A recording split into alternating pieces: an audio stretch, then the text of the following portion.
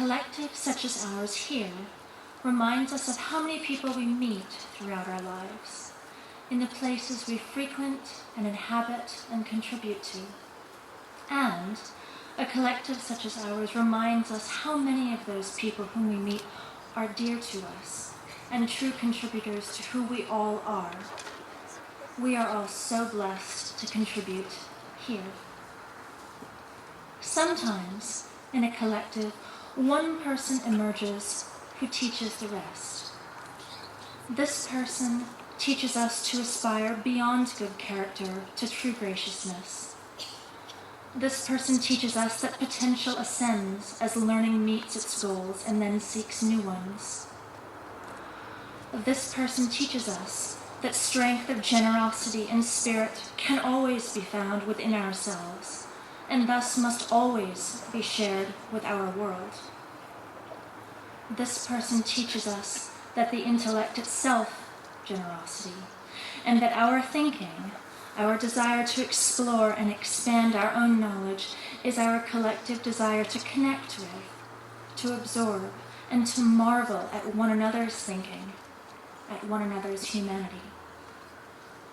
Sometimes, or perhaps only once, this person who teaches us all these things is a student. It is with deepest sense of honor that I introduce to you this student who has taught us all, our valedictorian of Porter-Gaud's class of 2014, Josie Griffith.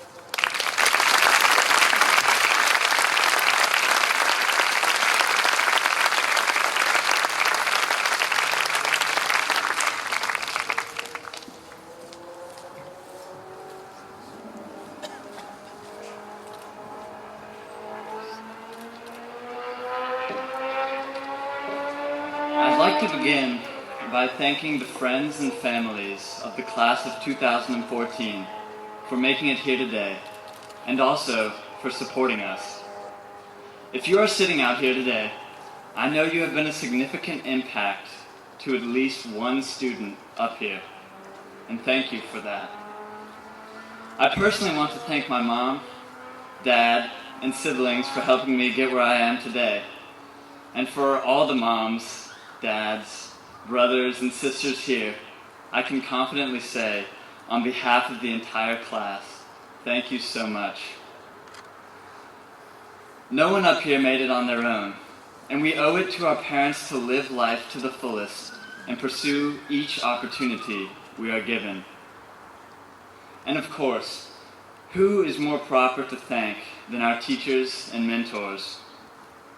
They sacrifice a lot to teach us. Maybe not for you, Mr. Moore.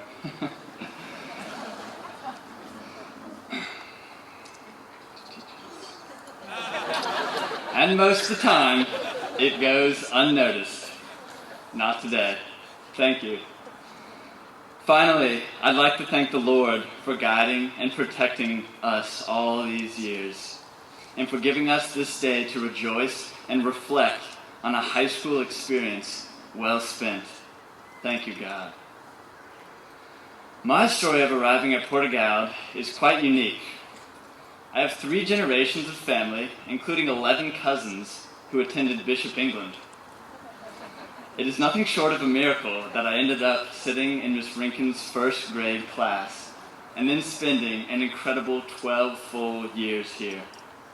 From heated tetherball tournaments and foursquare face-offs in the lower school, to the awkward socials of the middle school, fearlessly led by our very own DJ Jams Jordan, to the emotional whirlwind and everything that comes with it, that is, high school.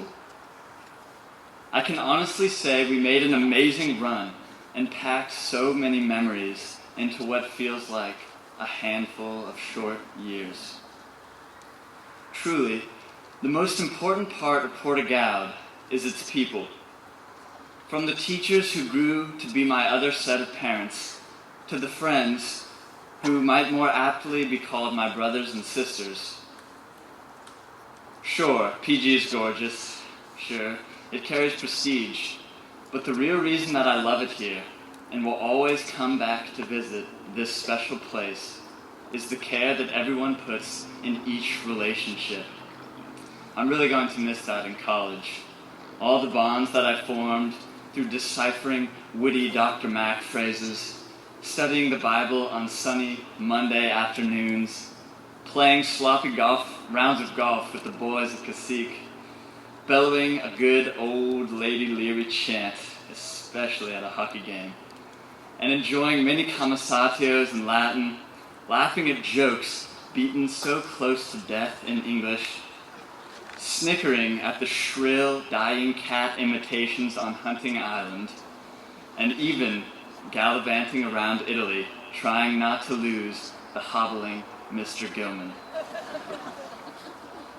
Half of these warm memories were not at Porter-Gaud. This is true. But they are with friends who just happen to also be my classmates. However, it was by no means a flawless 12 years.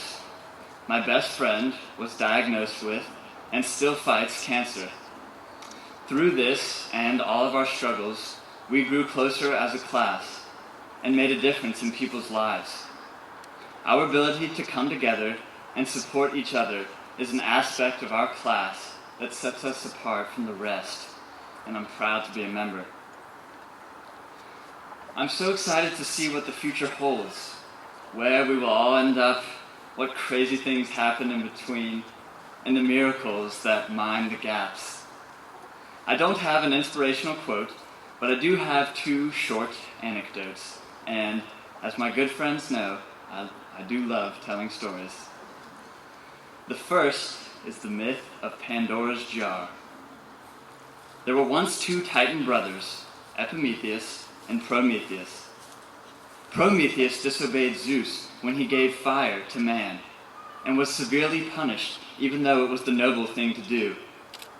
The vengeful Zeus then decided to punish Prometheus's unsuspecting brother. He gave a barbed gift to the lonely Epimetheus, a wife named Pandora, and a jar. She was instructed never to open the jar, but, of course, as anyone would, she opened it, and out flew envy, disease, hate, gluttony, and all the rest of the bitter things in the world. She thought that all was lost. However, the last thing to emerge from Pandora's jar was hope. It fluttered into the hearts and minds of everyone, and even though it was fragile, at times it was the last source of strength that got Pandora and everyone else through their struggles. Hope is free and precious. Do not forget it, and be like Prometheus. Do what is right, even if it's not the easiest path. The second story is the way in which the band, The Head and the Heart, received its name. The lead singer, Josiah Johnson, was thinking about his career path before he had started his band.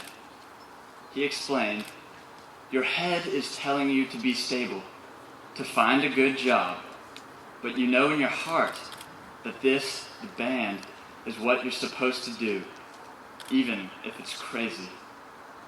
Thankfully, Josiah chose the desire of his heart. In closing, Mr. Hyde has reminded us at least once a week that we are given the potential to accomplish great things, and he's right. College is our opportunity to begin achieving. I have a feeling that college will be a lot to take in. As a class, we are going our separate ways. My family went on a different path in choosing Porter-Gaud, and we turned out just fine. We still love each other and are close. So if times get hard in college, just remember that the family you found here at Porter-Gaud still loves you, no matter what trail you forge. Keep hope and follow your heart. Who knows, the road less traveled might just be the one worth traveling. It was for me. Congratulations to the class of 2014. Thank you.